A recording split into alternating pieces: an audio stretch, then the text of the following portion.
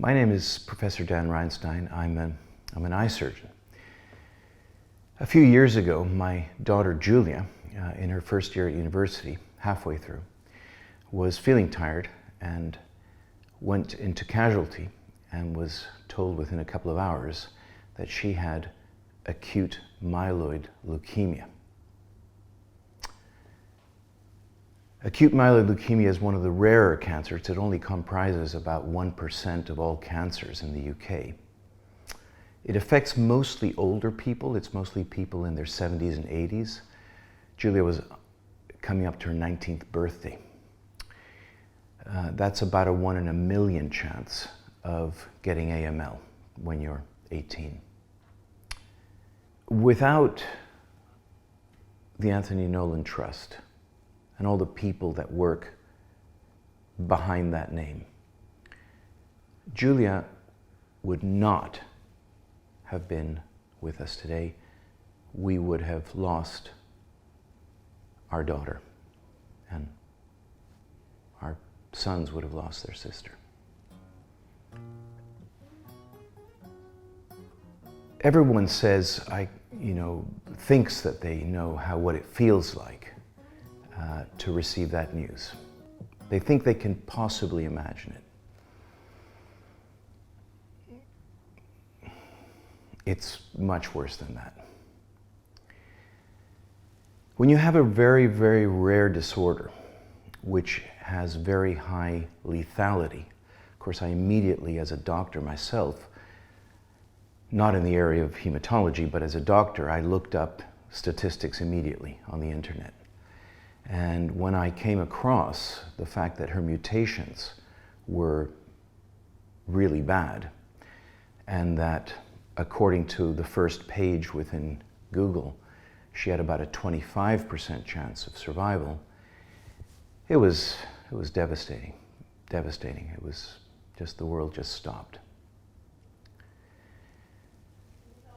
Well, after all the diagnosis and the modern genetic analysis, she was begun on chemotherapy, and she weathered that out fairly well. I mean, it's not a vacation, but she did it fairly strongly, and benefited from a drug which had only been approved 2 years before. So that's wonderful. That was one of her mutations that got attacked.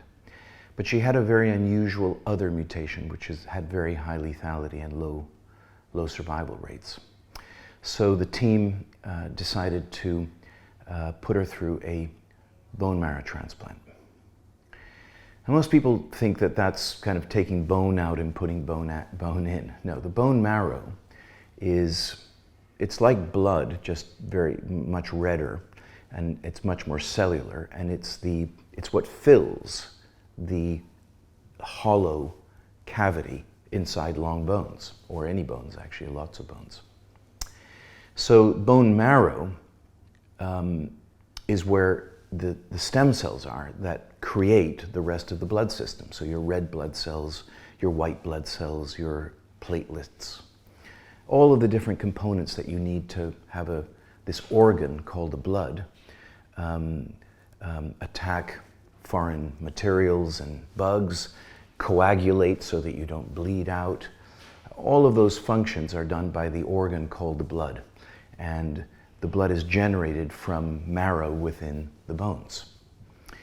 So to do a bone marrow transplant, you need to essentially eradicate the bone marrow using extremely toxic poisons, drugs.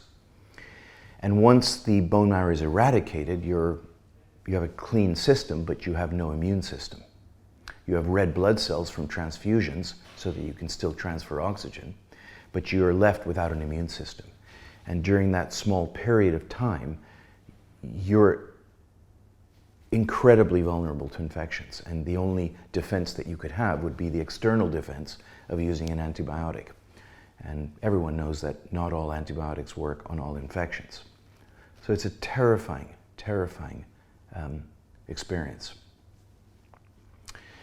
But the most terrifying part of it actually is whether the bone marrow transplant from another person is going to work, whether it's going to take, and whether it's not going to give graft versus host disease, meaning it's not going to attack the host itself, so, can even kill the host, and whether it's going to work, whether that bone marrow from that other person is going to settle in and be happy to live in another host for the rest of that person's life. So we were introduced to these two words, Anthony Nolan, at the time when the team decided that because of Julia's severity of mutations and poor prognosis, the only way to give her a chance of survival was to give her a bone marrow transplant. And the Anthony Nolan group was formed because of a child called Anthony, who sadly did not find an appropriate match for his lethal leukemia and died. And his parents, I guess, set this up, and it has saved, I don't know, but probably hundreds of thousands of lives, and it has affected millions of lives. Because as you learn when something like this happens to someone close to you, the number of people affected around that single person is just astronomical. It's everybody that person is touched becomes affected by this, this being hit by a truck. It took a few months, it took 3 months actually, to find Julia's appropriate match. The Anthony Nolan database makes it possible for the genetic code of the patient to be matched first grossly to a database of potential donors, and then those potential donors are brought in for more specific testing to see if the deeper layers of their immune system would be compatible with the patients. To join Anthony Nolan, it's really no effort on the part of the donor. All you have to do is just take a swab and swab the inner side of your cheek and put it in a receptacle and post it to Anthony Nolan. They do the analysis. My understanding, it costs us several £100 to just register one donor. But the database has to be really large because the chances of finding a match is about 1 in a million. So it's a very unusual problem, but it's a very well time-tested treatment modality, bone marrow transplant. And without the right matches, it doesn't work. With the right matches, it is likely to work. As happy as we are now,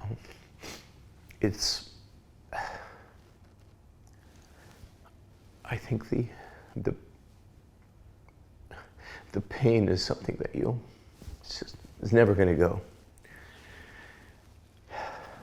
Even getting tangentially close to the subject it brings back very, very painful feelings. Anthony Nolan's group, they generated a miracle in the true scientific sense of the word.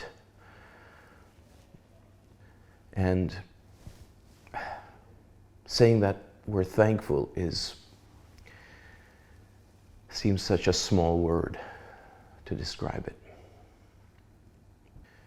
It's such an easy thing to do, to become a donor.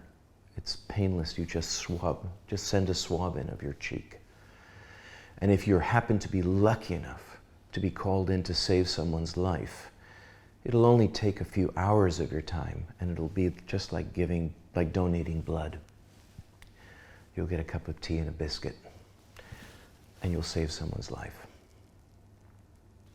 So we're talking about a very small organization here, the Anthony Nolan Trust, but one that has an immense impact on the lives of a few people who have another chance of life. Julia was probably going to die within a week or two had she not been diagnosed, maybe days actually. And we were grateful to have her during treatment. That was a few months more with her. And then we were grateful after the bone marrow transplant that she seemed to be recovering. For the first 6 months, quite rough. Second 6 months, better.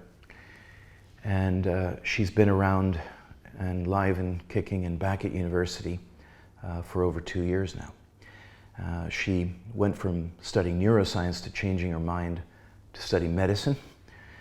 And her graduation dissertation is on leukemia, of all subjects.